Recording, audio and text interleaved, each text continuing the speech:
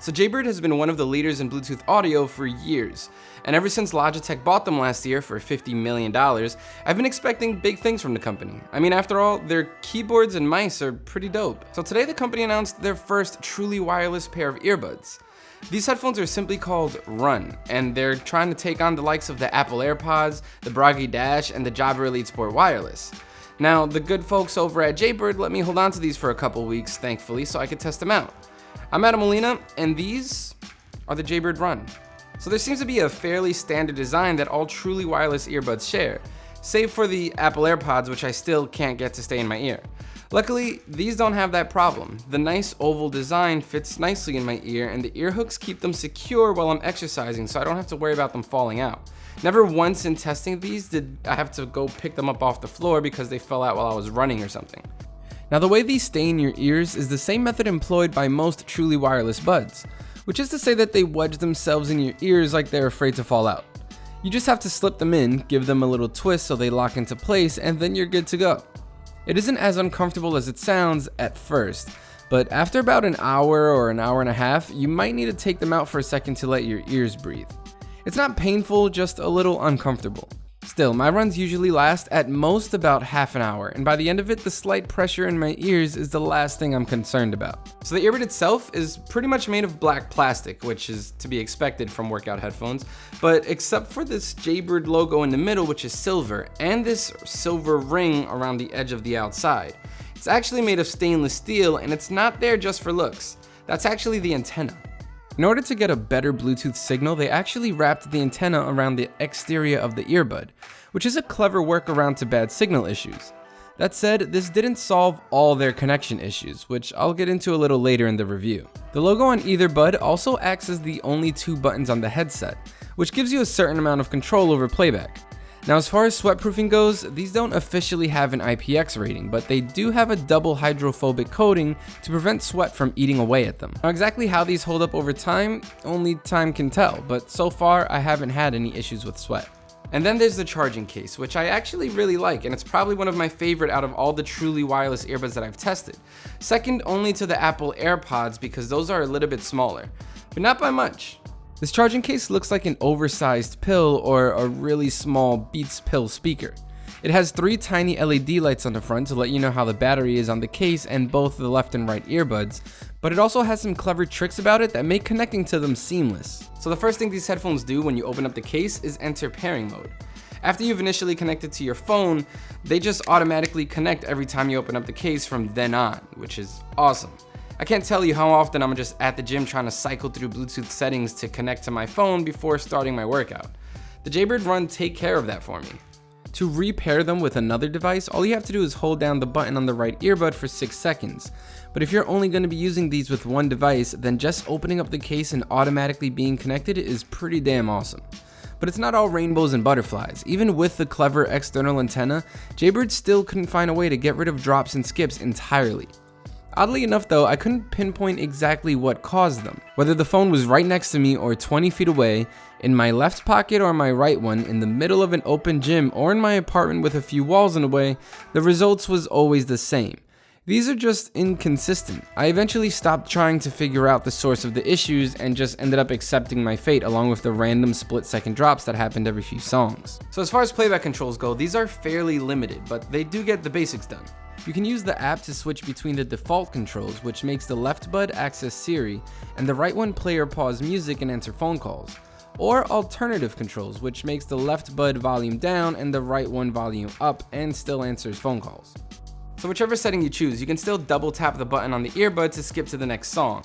Unfortunately, there's no going back to a previous song though, so if you're like me and you like to listen to that one song when you're running, you're gonna have to put it on repeat because there's no physically going back. I did find that the buttons were kind of stiff and not really easy to click.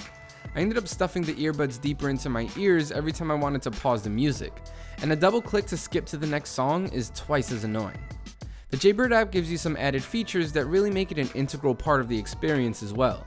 They have presets for different sound signatures, and you can also customize your own EQ settings and save them if you'd like. I kept them on the default setting, which was flat because I'm lazy, but cycling through a few of them, and I can tell you firsthand that they do work pretty well.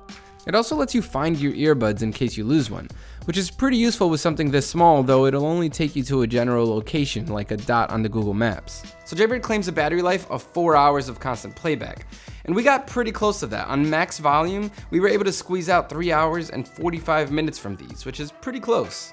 The charging case also gives you an extra 2 charges should you need them, but what really steals the show is how quickly they charge up from 0.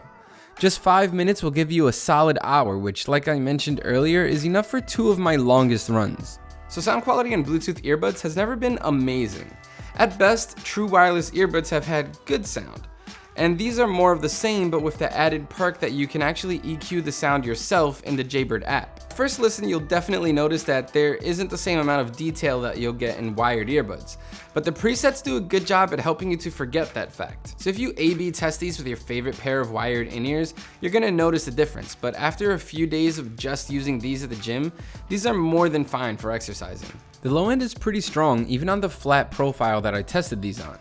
The bass in the song Luxury by Jon Bellion still hits hard, it just doesn't have the same kind of depth that I'm used to. And that only gets exasperated if you click the Bring the Bass preset. Rather than add extra emphasis to the low frequencies, doing this just makes the bass feel like it's getting louder, which can mess with the vocals and other instrumentation. Hence why I chose to keep it on flat. Side note, this setting obviously doesn't make it entirely flat, but it does a decent job at faking it, and I mean that in a good way. As someone who likes a flatter sound, I found these really easy to enjoy. Mids also sounded like they weren't given enough of a push, which I also really liked. The vocals in the song You and I by Toro y Moi flirt with the background synths throughout, which I found to really add to the emotion of the song.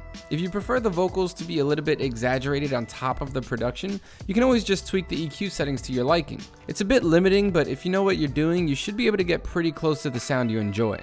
My biggest problem with these lies in the highs. I enjoy a nice airiness to my music, where I can hear a cymbal hit float around my head if I close my eyes, and that isn't the case here. These definitely concern themselves with limiting the highs to a certain point so as not to become piercing, but they don't do much in terms of providing detail. So when it comes down to it, I was simultaneously impressed and unimpressed by the Jaybird Run.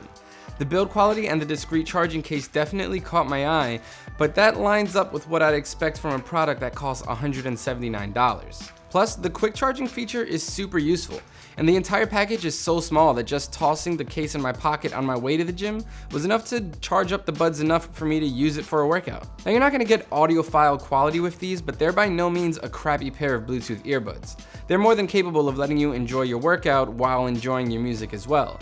The one thing that I do have to knock the Jaybird runs on is their dropped connections, because while it doesn't happen constantly, it happens often enough that I have to point it out because it's pretty annoying. It really just takes you out of the moment when you're exercising and you need that extra push, and then the music just skips. I don't know, it's just annoying. But if you can live with that, these are a pretty decent first attempt at truly wireless earbuds for the company. We're giving them an 8.1 out of 10. And that should pretty much do it for our review of the brand new Jaybird Runs. Thanks for watching. If you want to know more about these little headphones or any of the other products we review, make sure to check out SoundGuys.com. While you're here, subscribe to the YouTube channel if you haven't already, and sign up to our newsletter so you can stay up to date with all the newest reviews and audio news here at SoundGuys. Bonus points if you hit the little notification bell down there so you'll know exactly when we upload a video. I'm Adam Molina. I'll see you later.